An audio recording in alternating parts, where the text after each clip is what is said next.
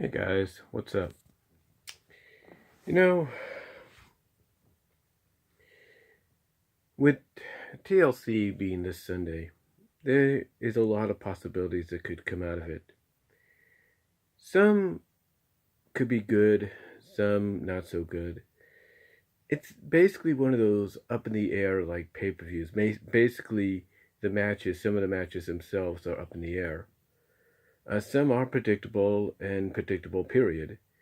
And some are like, yeah, we know it's going to go one way, but what if it doesn't and they decide to go the other, even though they've addressed certain problems because of it? All that kind of jazz. Well, again, that's where TLC is going to be up in the air with some of its matches. Now, TLC does take place in San Jose this Sunday, basically almost in my backyard. Unfortunately, I won't be going to it as much as I would like to go to it. I won't be. Now, with that said, it's got several matches on it and probably more to be added just to kind of extend the 4 hour time limit. First of all, there is a match that apparently is going to probably be pre-show right off the bat, and that is the mixed match challenge finals. Now, the mixed match challenge, which is in its second season or wrapping up its second season, has been probably one of the most confusing and convoluted seasons ever, mostly due to the fact that several teams have had to switch up due to the fact that their partners have been injured, had to go on injured reserve, and had to be replaced by different people. In fact, you want the real truth on one thing, one team had to be completely changed up. Yeah, I'm not joking about this. One team had to be completely changed up, and that is Braun Strowman and Alexa Bliss. Both started out as a team, basically when they were trying Braun out as a heel again. And because Alexa Bliss got injured, she had to be replaced by Ember Moon. And then Braun got injured, and he had to be replaced by who replaced him? Who replaced him? Let me check here. Hold on. Yeah, what I'm saying is that an entire team had to be replaced. Like I said, Bliss and Strowman had to be replaced. Well, Bliss first had to be replaced. If I can read this right.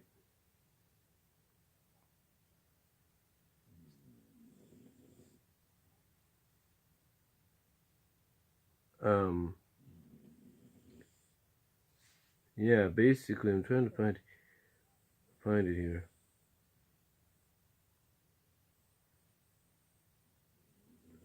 Apparently, Wikipedia doesn't mention it either, but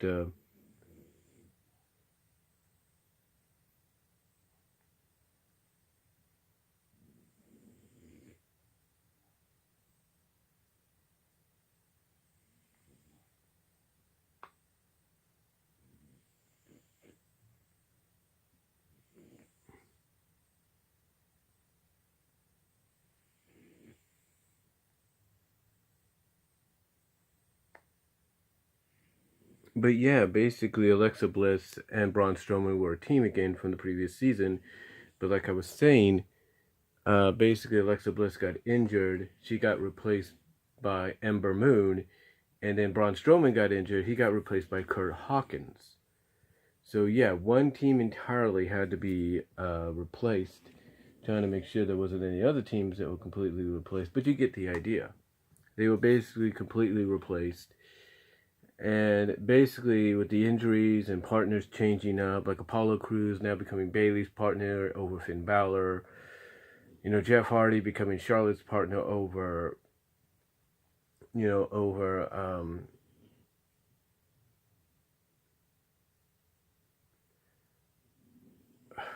over AJ Styles, Bobby Roode becoming Natalia's partner over Kevin Owens. It's like, really, this season was basically not the best season to do this, and I'm pretty sure if they want to do this again, they're going to have to make sure that if any kind of injury, this is what I look at. If they decide to do the mixed match challenge again, they should not do just a team of 2. They need to make it a team of 4. So that way, if 2 people get injured, you could rotate out. So in this case, if, let's say, with Braun Strowman and Alexa Bliss, you could have paired them up with Ember Moon and Kurt Hawkins. And since both got injured, there you go. Would have made sense. But you kind of get the idea. Anyway, yeah, the finals has come down to basically R-Truth and Carmella, which is probably the only team that so far stayed intact. Some did, some didn't. You kind of get the idea. And they will be facing Jinder Mahal and Alicia Fox. Now, what's making this one more intriguing than last year is the winning team not only gets a certain amount of money for their charity, but they also get the number 30 entry in the Royal Rumble. That's right. If whoever wins the finals, those 2 will enter last in their respective Royal Rumbles. So this is why pretty much everybody's predicting that Jinder and Alicia is going to win, because it makes sense to have the heels enter last and probably as a bit of a joke get tossed out and eliminated just as soon as they get in. It makes sense in a way. So as over as Carmella and R-Truth are, they're not going to win this match, unfortunately. Now, there's a possibility we could probably get one more pre-show match on there, maybe a rematch for the Raw Tag Team titles between Authors of Pain and Bobby Roode and Chad Gable, but we'll have to wait and see. There's a possibility they may also put the Cruiserweight Championship on there, but since they tested it out and it was well received at Survivor Series and Super Showdown as part of the main card, I would assume they're probably going to let it be part of the main card here as well. So speaking of the main card, let's get right into it, and let's talk about the Cruiserweight Championship. It's Buddy Murphy against Cedric Alexander. Cedric Alexander gets his rematch.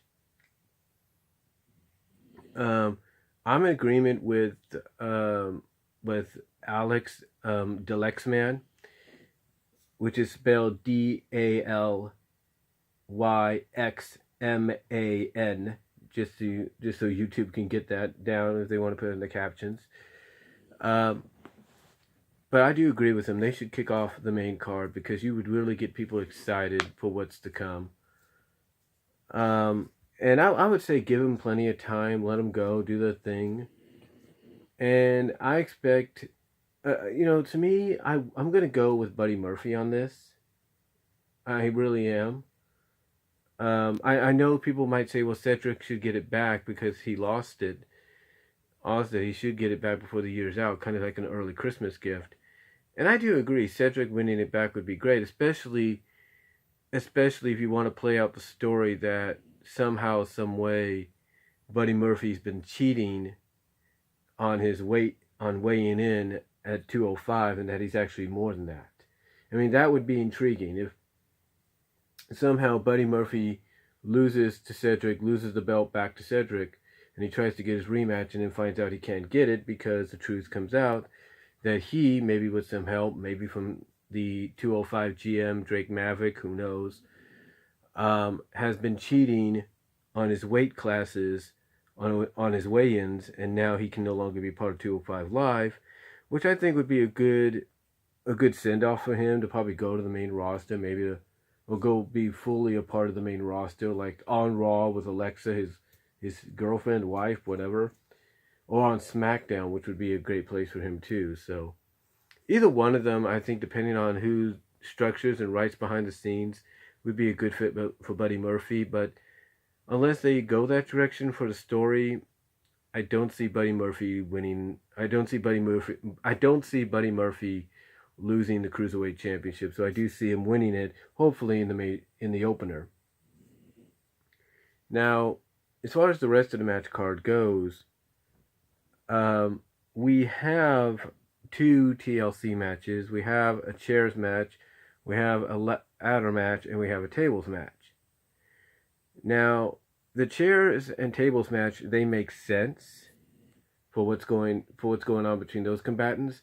But the ladder match kind of has people questioning as to why you want to do this. Why do you want to put a ladder match with this kind of stipulation instead of maybe for a championship? Well, that is definitely a good question, but then again, if you want to add the object into the equation after this past Monday, it kind of, as much as I hate to say this, it kind of makes sense to say, all right, fine, let's let the winner of the match utilize it. So here are the matches that have the individual stipulations. In the chairs match, we got Rey Mysterio and Randy Orton.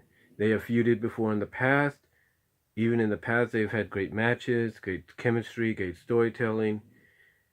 And I expect another terrific match out of these two chair-wise.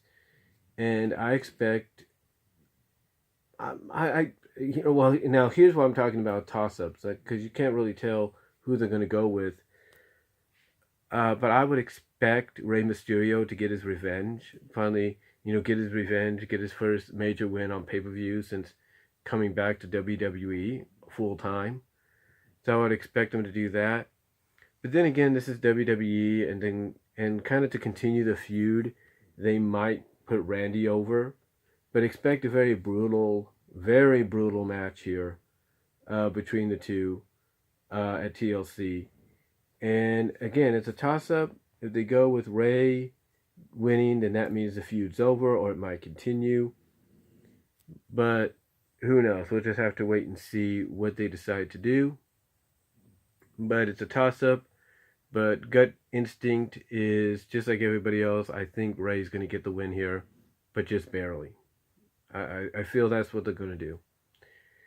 All right, now let's get into the other match. The tables match, this coming from Raw.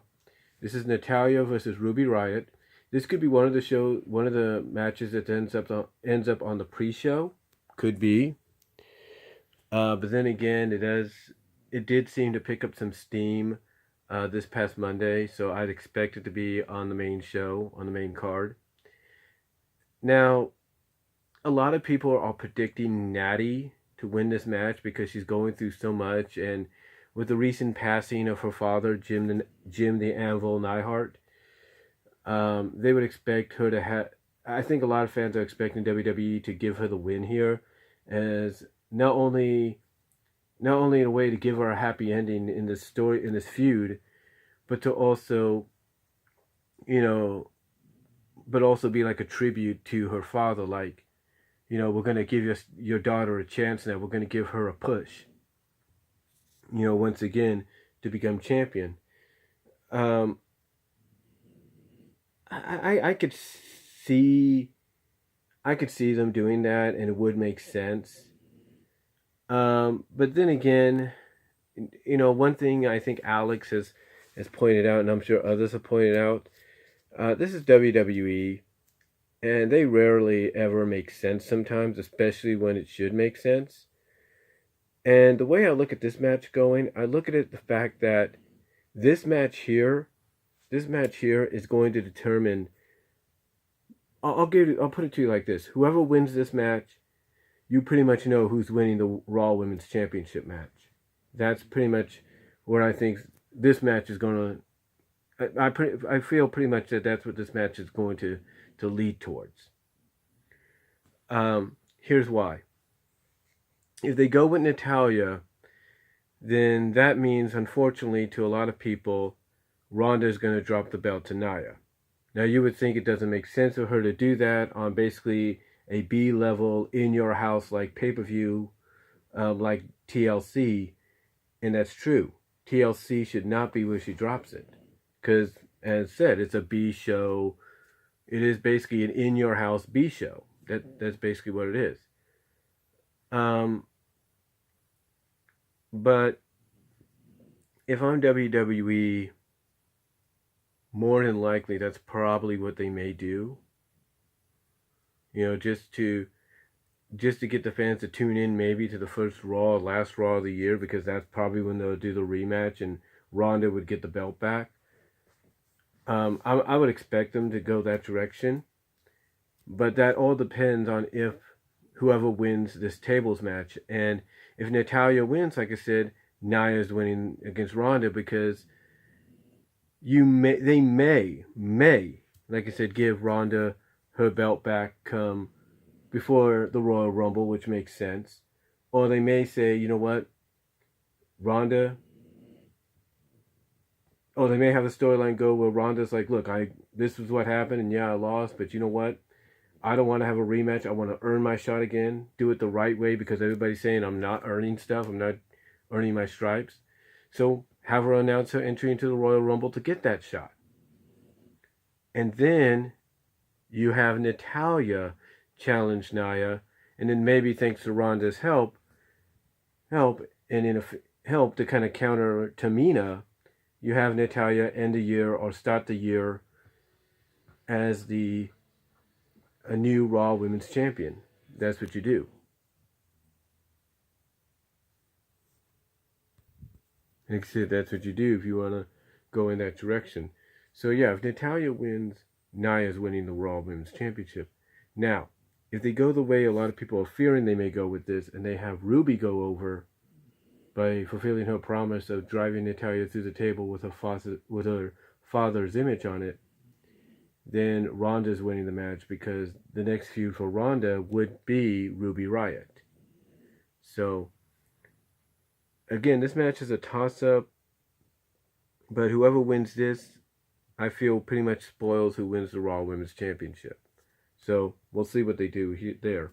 But I expect a good matchup. I expect the storytelling to really kind of help this matchup out. I expect it.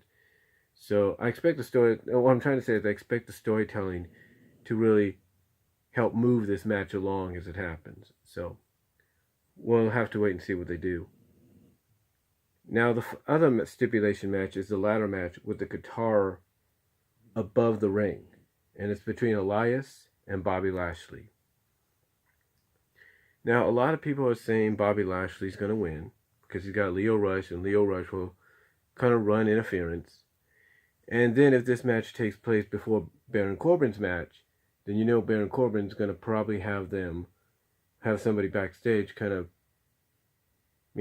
operating the crane or something like that to make sure Elias doesn't get the guitar. So yeah, pretty much you could say it's predictable that Bobby Lashley would win, but that may not happen. Hear me out.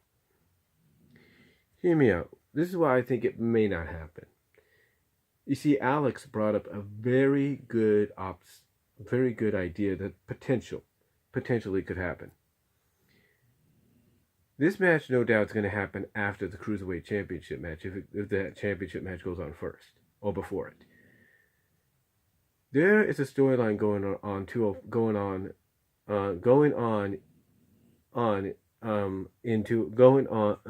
what I'm trying to say is, there's a storyline going on 205 Live between Lio Rush and Cedric Alexander. Now, Cedric gave Lio his first loss on 205 Live, so it makes sense that Lio would want retribution, and thus that would lead into Cedric wanting retribution the same night. And yeah, that could, like I said, that could lead to something right then and there. So so right now, if they're planning to have Lio Rush interfere and cost Cedric the match against Buddy Murphy, if they have that happen, then I'm going with Elias to beat Lashley. But if they don't, then I expect some chicanery to happen, and I expect Bobby Lashley to win. That's what I see happening. So, pretty much it's kind of up and down, kind of up in the air, but more than likely it's going in Lashley's favor.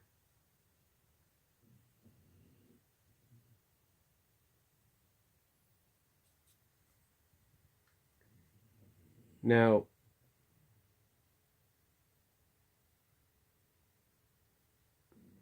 Now the other match. Now the two matches that have the TLC stipulation, we'll get into those in a moment. But let's talk about some of the regular matches. Let's talk about that Raw Women's Championship match. Nia Jax and Ronda Rousey. Again, I look at the fact that whoever wins between Natalya and Ruby, that sets the table and spoils the outcome of this matchup. More than likely, they're going to give Ronda the win because, like I said, it's a B-level pay-per-view. It's a B-level pay-per-view. It's pretty much an in-your-house pay-per-view.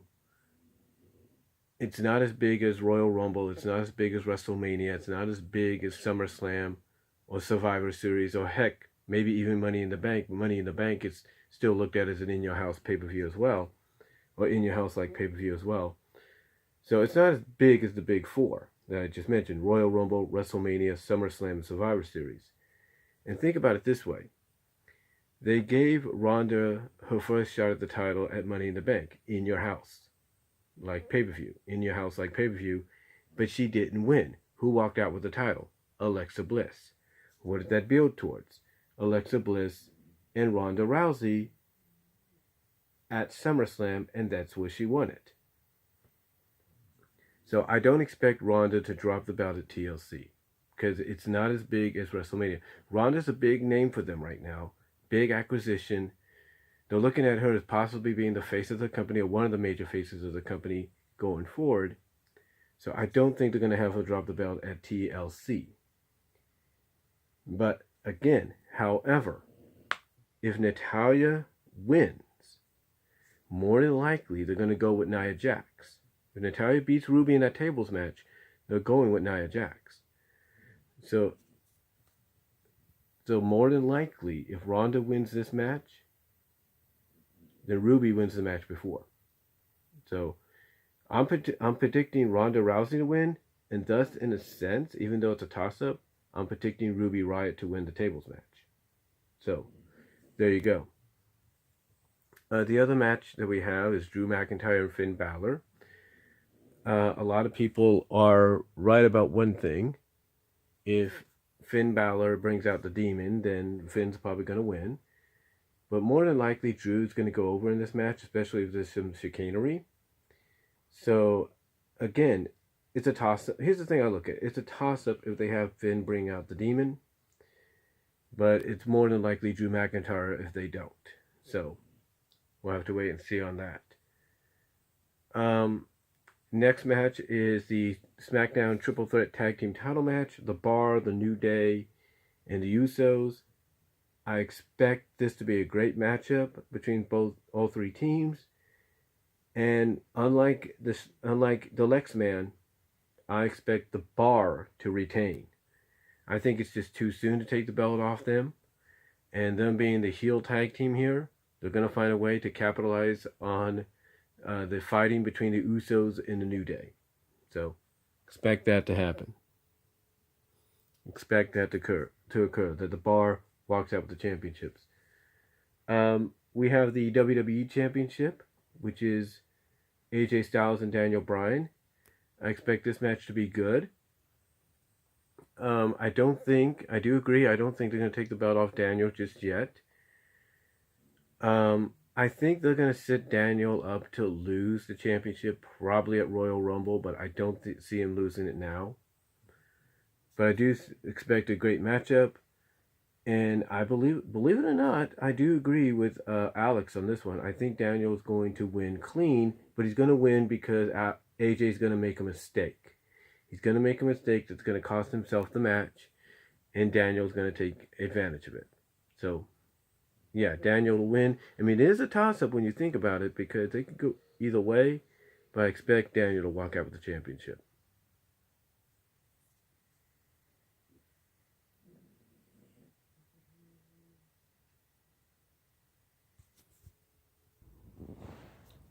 Sorry about that. But yeah, I do expect Daniel to walk out with the championship.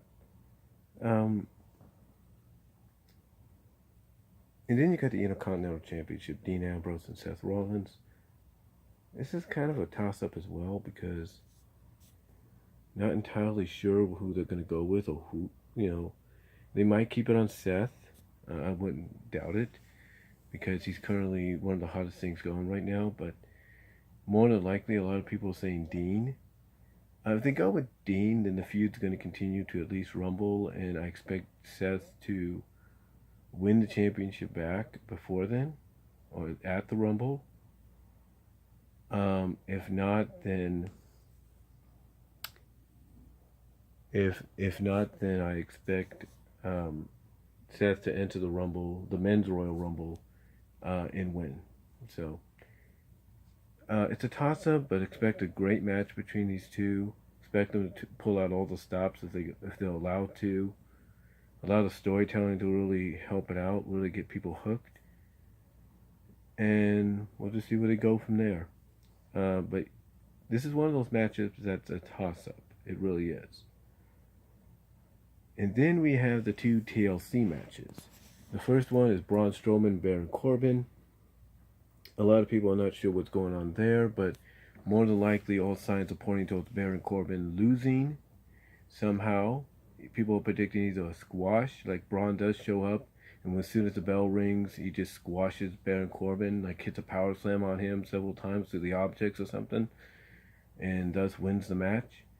Some are expecting him to lose with somebody replacing Baron. We'll have to see, but more than likely the prediction is Baron Corbin is losing, especially after what he said this past Monday about how he feels about how people feel about what's been going on at Raw. So I expect him to be on the losing end of this matchup somehow. We just don't know how it's going to go down, but it will happen.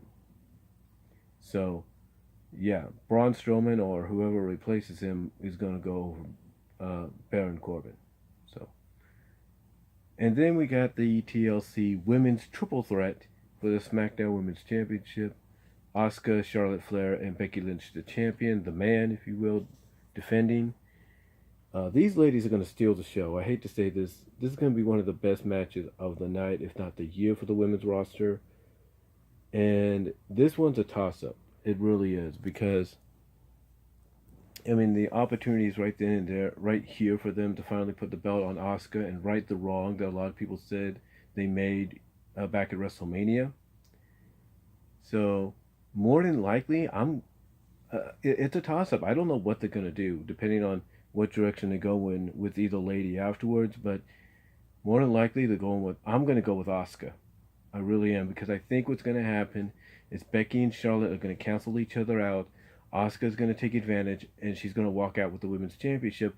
This opens the door for Charlotte to get the belt back from Asuka, maybe at the Rumble, maybe at the final on the first SmackDown of the new year, who knows. And it opens the door, some people are hoping, for Becky to go after Ronda, maybe even both ladies to go after Ronda in a triple threat. Who knows? So yeah, that's pretty much the match is a toss-up, depending on where they want to go with it. But my money's going to be on Asuka. And that's pretty much it for my WWE TLC preview and predictions. Let me know what you guys think down below. Comment if you like. And I am out.